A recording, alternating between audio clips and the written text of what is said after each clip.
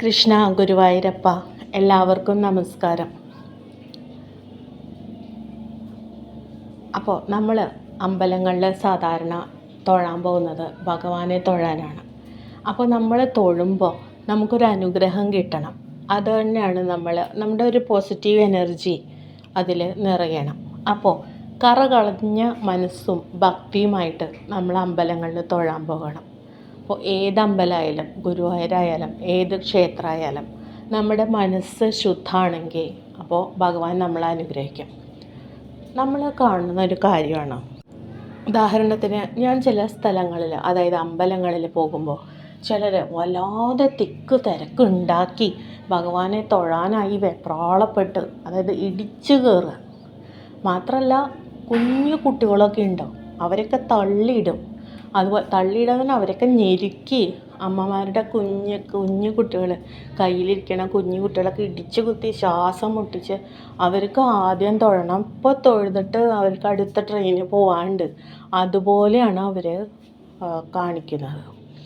അപ്പോൾ അങ്ങനെയൊക്കെ തൊഴുതിട്ട് അതിന് ശിക്ഷയാണോ കിട്ടുക, ഗുണമാണോ കിട്ടുക എന്ന് ഇത് പറഞ്ഞാൽ തന്നെ നമുക്ക് മനസ്സിലാവും. അതായത് നമ്മുടെ കർമ്മഫലം നമ്മൾ അനുഭവിക്കേണ്ടി വരും. അപ്പോൾ നമ്മൾ ഇങ്ങനെയൊക്കെ ചെയ്ത് ഭഗവാനെ തൊഴുതാൽ ഭഗവാൻ സംപ്രീതനാവുമെന്ന് തോന്നുന്നുണ്ടോ? ഒരു പാപകർമ്മം ചെയ്തിട്ട് വരികയാണ്, എല്ലാവരും ഇടിച്ച് കുത്തിയിട്ട് ഒരു വശത്താക്കി ഞാൻ തന്നെ ആദ്യം കാണാം. അതിലിപ്പം തന്നെ ഭഗവാൻ അനുഗ്രഹിക്കുന്നു തോന്നുന്നുണ്ടോ? ഇല്ല. എങ്ങനെ അനുഗ്രഹിക്കാൻ?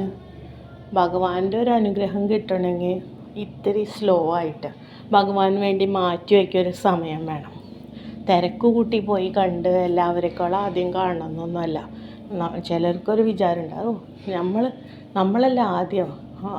ഞാൻ എന്താ പറയുക, നമ്മൾ മറ്റുള്ളവരെ നോക്കി നിൽക്കാറില്ല, നമ്മുടെ കാര്യം നോക്കുക. ഇങ്ങനെയൊക്കെ നിന്നാലേ ഇന്ന് തൊഴാൻ പറ്റില്ല, ഇടിച്ചു കയറി പോവാം. നമ്മൾ പല അമ്പലങ്ങളിലും ഒരു ക്യൂ ഉണ്ട്, ആ സിസ്റ്റം പ്രോപ്പറായിട്ട് പാലിക്കുക. പിന്നെ കഴിവതും മറ്റുള്ളവരെ ഉപദ്രവിക്കാതെ കരുണയുള്ള മനസ്സോടുകൂടി എല്ലാവർക്കും സമാധാനം ഉണ്ടാക്കി നമുക്ക് പറ്റുന്ന സമയത്ത് പോയാൽ മതി. യാതൊരു തിരക്കുള്ള സമയത്ത് പോകണ്ട. നമ്മൾക്ക് ഒഴിവായിട്ട് പതുക്കെ പോയി വരാൻ പറ്റുന്ന ഒരു സമയത്ത് പോയിട്ട് തൊഴുത് സമാധാനമായിട്ട് പോയി മനസ്സ് മുഴുവൻ പോസിറ്റീവ് എനർജിയായി മറ്റുള്ളവരെയൊക്കെ സഹായിച്ചു. അല്ലെങ്കിൽ ആർക്കൊരു ശല്യം ചെയ്തില്ല, അങ്ങനെ ഒരു ശല്യം ചെയ്യാതെ നല്ല രീതിയിൽ ഭഗവാനെ തൊഴുതു എന്നുള്ള ഒരു പോസിറ്റീവ് എനർജിയായി പോകുമ്പോൾ അതിൻ്റെ പോസിറ്റീവും നമുക്ക് വന്നു ചേരും. അതിന് പകരം ഫുള്ള് നെഗറ്റീവ് എനർജിയായി മനസ്സിൽ മറ്റുള്ളവർക്കും നെഗറ്റീവ് കൊടുത്ത് എല്ലാവരെയും കഷ്ടത്തിലാക്കി.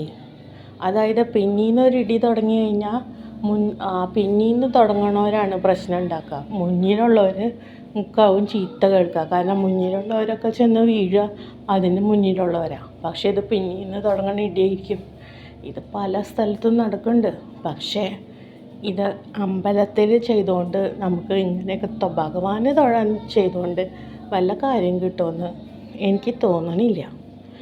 അപ്പോൾ നമ്മൾ പോസിറ്റീവായിട്ട് നല്ല രീതിയിൽ ചെയ്യാം. കുഞ്ഞു കുട്ടികളോടായാലും വൃദ്ധരോടായാലും കൂടെയുള്ളവരോടായാലും അവരൊക്കെ ബഹുമാനിച്ച് അവരോടൊക്കെ നല്ല രീതിയിൽ വഴക്കൊന്നും കൂടാതെ നല്ല രീതിയിൽ തൊഴുതു വന്ന് തീർച്ചയായിട്ടും നമുക്കതിൻ്റെ ഒരു അനുഗ്രഹം ഭഗവാൻ നമുക്ക് അവരുടെ ആ സന്തോഷവും നമ്മുടെ ഒരു നന്മയുടെ ഒരു ഫലവും ഭഗവാൻ നമുക്ക് തീർച്ചയായും തരും. ഒരു ശാന്തത തീർച്ചയായും ഉണ്ടാവും. അല്ലെങ്കിൽ വീട്ടിൽ വന്നിട്ട് എന്തൊരു തിരക്കായിരുന്നു, അവരാണെങ്കിൽ എന്നെ ഇങ്ങനെ ചെയ്തു, ഞാനങ്ങനെ നോക്കിയില്ല, ഞാൻ ഇടിച്ചു കയറി, ഇങ്ങനെ ഫുള്ള് നെഗറ്റീവ് പറയാനും നേരം ഉണ്ടാവുള്ളൂ. അപ്പോൾ പോസിറ്റീവായ മനസ്സോടുകൂടി അമ്പലത്തിൽ പോവുക, പോസിറ്റീവായി തൊഴുക, ആർക്കും ഉപദ്രവം ഉണ്ടാക്കാതെ തൊഴുതു പോരാം. അപ്പോൾ അതാണ് ഭഗവാന്റെ അനുഗ്രഹം കിട്ടാൻ ഇപ്പോഴത്തെ ഒരു കാലഘട്ടത്തിൽ നമ്മൾ ശ്രദ്ധിക്കേണ്ട പ്രധാന ഒരു കാര്യം.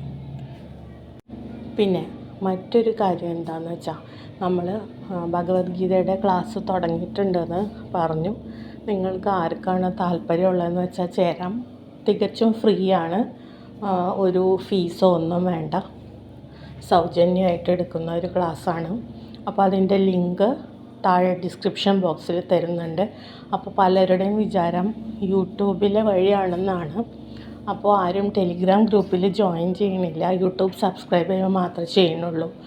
ക്ലാസ് യൂട്യൂബ് വഴിയല്ല നടത്തുന്നത്. യൂട്യൂബിൽ പിന്നീട് ക്ലാസ് ഇടാം.